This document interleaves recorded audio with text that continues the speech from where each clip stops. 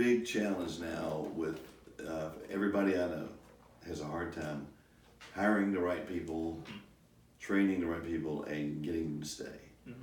Unfortunately, millennials think 2 years is like a long, long time. Right. And that you can change 3 jobs 3 times in 2 years, Yeah. which is not a good practice. You can do it. Yeah. And so changing that mentality to think more long term and to be more, committed to a job, that's a challenge. But it's, so right now it's hard for everybody that's hiring people. Yeah. I can imagine, yeah. It's tight, and people want to work differently than they used to work. Would you, I mean, you're talking about like kind of starting your own business and how that's like you had to work 3 jobs to get it really going, and even then like you're still continuing to work at it constantly.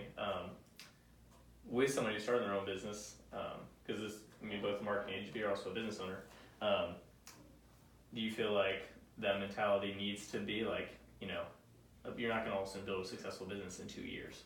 It's got to be a long-term thought process, and like you can't just expect to like, oh hey, I started this and I'm making $100,000 this year. And that's what like the Instagram life is literally like. You see all these like how to make $1 million off this house, or whatever. It's ridiculous stuff, and you're like, I think it takes a little bit longer than that. And well, usually most of those people, they are making the money, right, selling the idea, right, exactly. And maybe they've done it, but I can tell you, I bought some of those programs, and it, like how to flip real estate and stuff like that, and it takes a whole lot more work than they make it seem. It's nothing's easy, right? And you don't get money for nothing. Yeah. In spite of what Dire Straits says. Yeah. It takes, you got to provide value, and you got to be consistent about it, and it just takes work. Right. Yeah. Yeah, that's I think that's the hitch a lot of people have is you want just the money fast without the work, and then once you finally have to put in the work, it's like, I don't know if it's worth that amount of money right now. Yeah. Well, and look, not everybody's cut out to own a business. Everybody kind of thinks it'd be cool. Yeah. But most people really don't want to own a business because it's, there's times when the bank account is negative. Right. There's times when things are great, and it's, some people can't adjust to that kind of a roller coaster thing. Yeah. And, not every day is a sunny day. Yeah.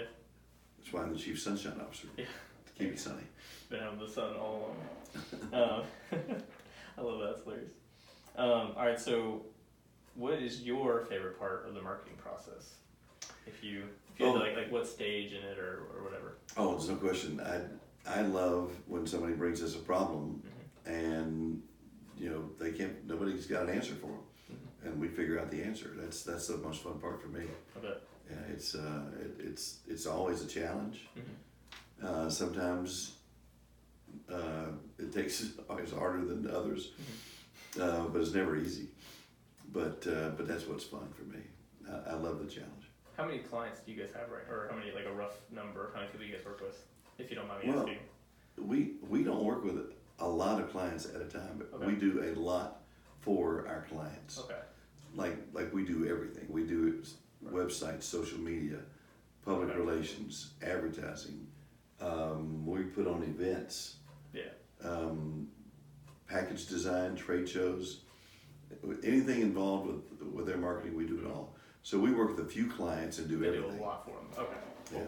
Yeah. I was just curious what it's like if people just come in and you solve a problem for them and then you kind of dissipate and then like maybe later on they come back or anything like that. I don't know how that worked. Our oldest client, the company is 39 years and 7 months old. Okay. Our oldest client has been with us that long. We have a client that's been with us 32 years. Okay.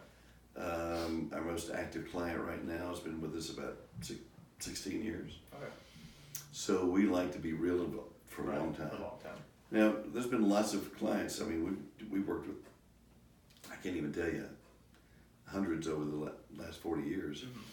And sometimes it's a short-term engagement. Okay, yeah. But rarely do we just do a thing. Pop out. Yeah,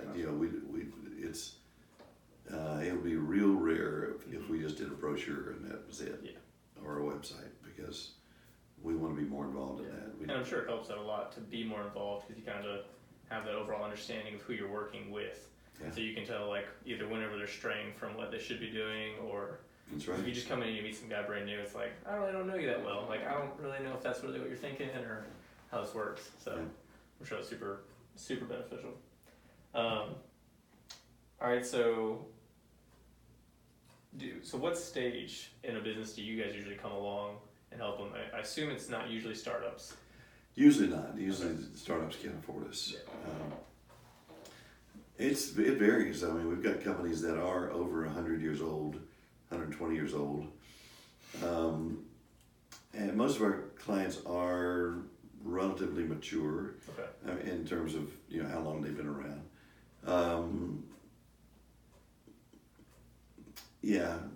15, 20 years old usually. But every now and then we'll get, somebody that's relatively new. I mean, we've done a few that we built the brand from the ground up for a new company, but that's kind of rare. Yeah, I imagine that, because just to hire a marketing agency alone is pretty, like a well-rounded one, not like a brand new startup or anything like that, but.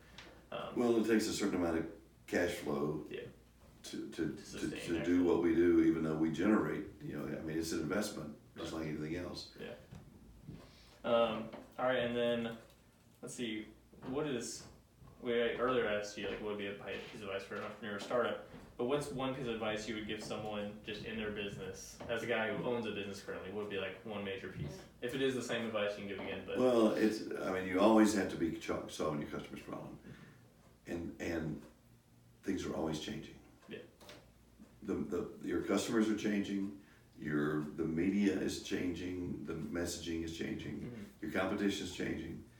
And so if you come up with the iPhone, and whoever's first always gets a gigantic lead on everybody. They own a share of the market. Right. That's gigantic. Right. But the second and third and fourth guys can do okay. It's just the number one is always going to do much better. Right. But if you are first in something, you're not going to be there forever. Right. Yeah. Somebody's going to start knocking you off, Right. coming up with something cheaper and sometimes better, but usually just cheaper. Right. Yeah. And you have to constantly change. Right.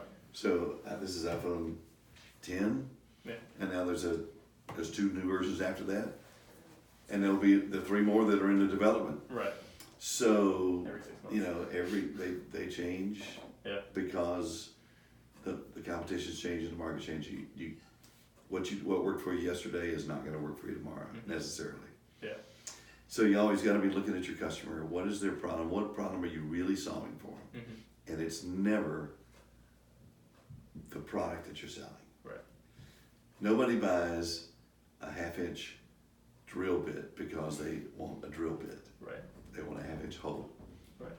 If I get that hole some other way, I don't need a drill bit. Yeah. So figure out another way to deliver what they want. Yeah. And you got it. And then my last question to you is, so you guys deal a lot with just your personality, meeting with other people and relating. And so part of that is how important and what are good ways to just deal with customer service? Because I mean, even earlier you're saying dealing with customers and employees is probably like 2 of the hardest things. So relating with people, because you're a real like nice, relatable guy. What's a way to really have good relationships with people and share that to your best of answering, I guess? No, it's easy. It's you gotta always be honest, and just always be honest, and always communicate clearly. Okay.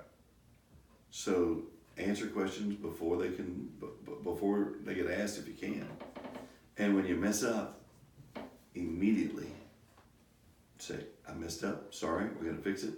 Yeah. Go fix it and make it better. Yeah. Sometimes the best thing you can ever do is make a mistake. Yeah. Because when you fix it, you can actually make things better than they were before. Yeah. But it's all about taking care of whatever their needs are and communicating clearly and constantly. One of my friends says that sales is a contact sport, and customer service is a contact sport. Yeah. And text and email will kill you. Yeah, I can imagine. Face to face is always better. Right. All right, sweet.